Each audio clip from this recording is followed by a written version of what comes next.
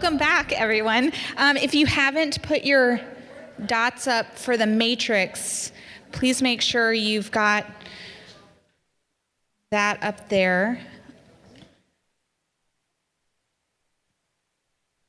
And as you're wrapping that up, what we thought we could do is just have each group go around and talk very briefly about either a big takeaway or an action plan step that they're excited about, or something related to implementing change.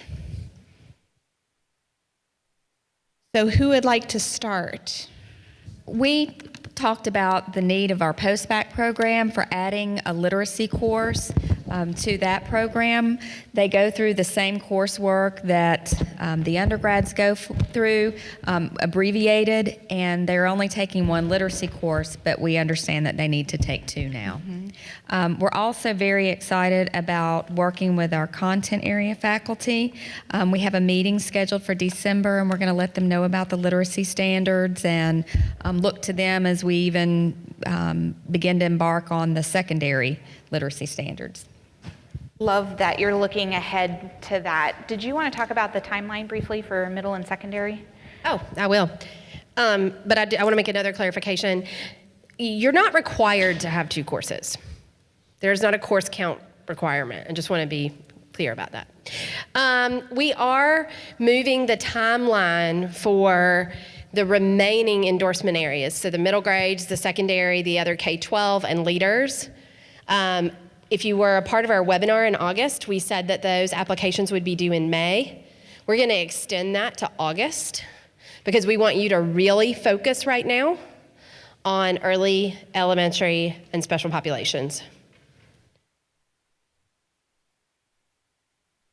So we've got literacy standards. Everybody know what I'm talking about. We have literacy standards for middle grades, secondary, K-12, and leader. Yep. So those applications will be due in August. We will have some kind of engagement with you around those. I don't know if it'll be in person or a webinar or what, but that is one of our to-do items.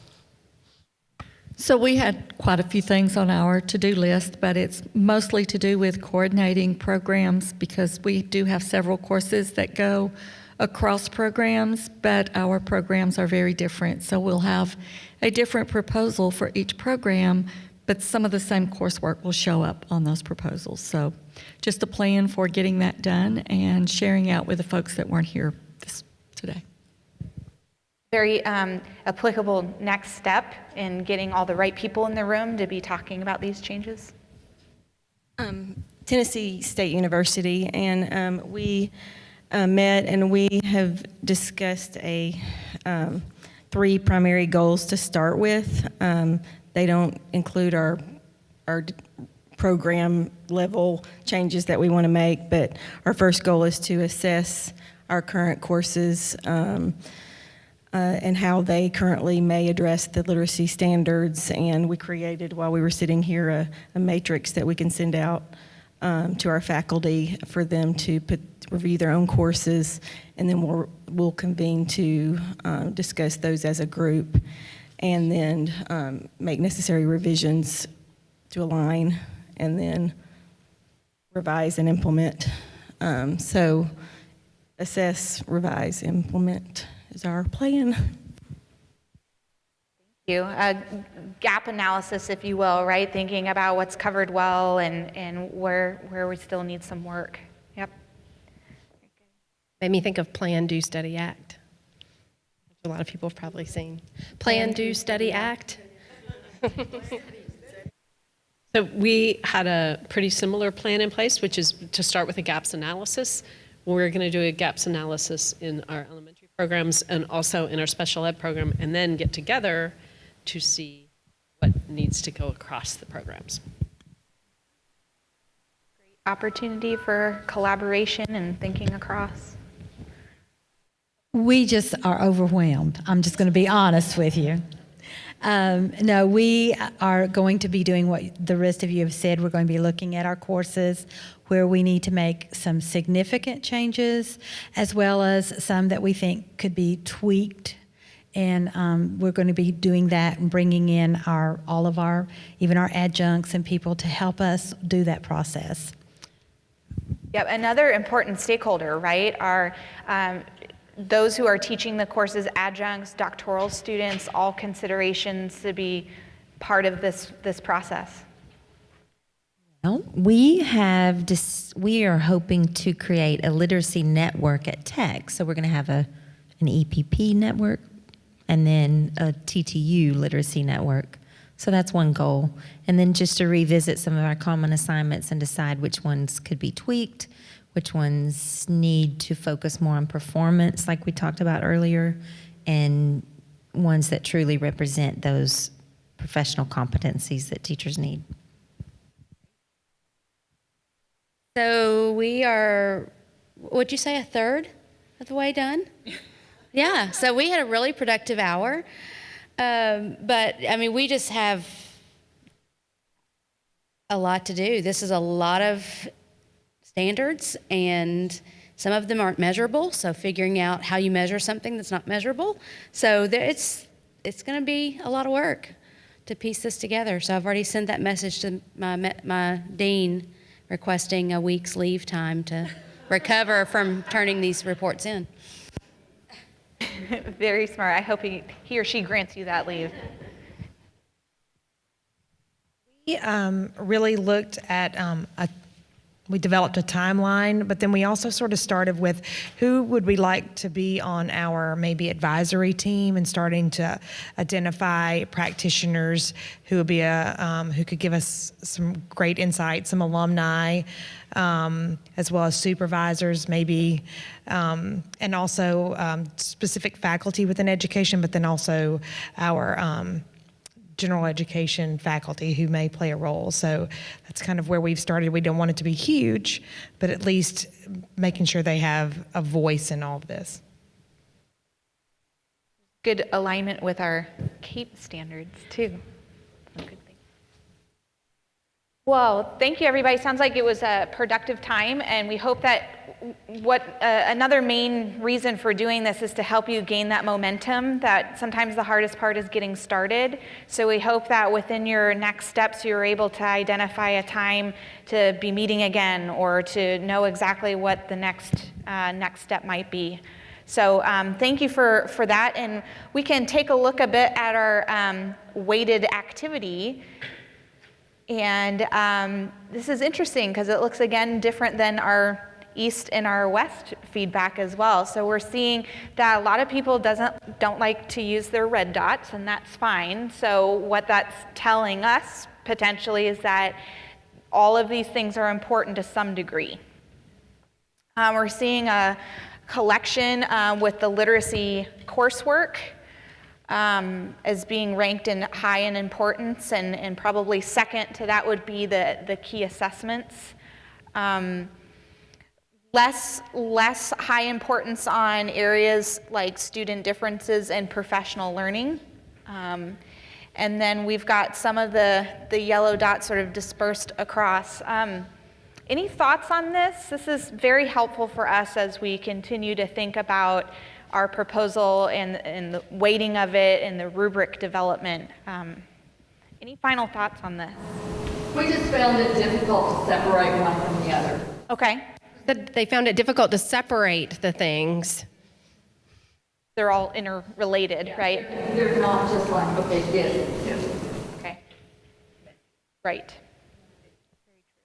I do want to share, Mark Hogan from Belmont had to leave, but he recommended that there might be an addition to the proposal that would link the mission and vision of the program, the preparation program, to the TLIT standards matrix, like a unique program focus. I just wanted to share that he put that up there. Well, thank you for that feedback. And again, if you have additional feedback, we're going to invite you to contribute your thoughts to our end of convening survey, which we'll get to here shortly. But we did want to spend just a few minutes talking about our literacy network and what our plans are. So this is some logistical information so that you all can process and start thinking about timing. So our plans for the network over the course of 2018 is that there will be quarterly meetings to be held in Middle Tennessee.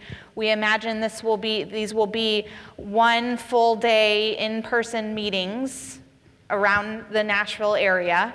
We are tentatively planning to hold the first meeting in January. And then we're going to do the second meeting, we think, in February, and that's intentional because we know that there's a lot of thinking around the proposals.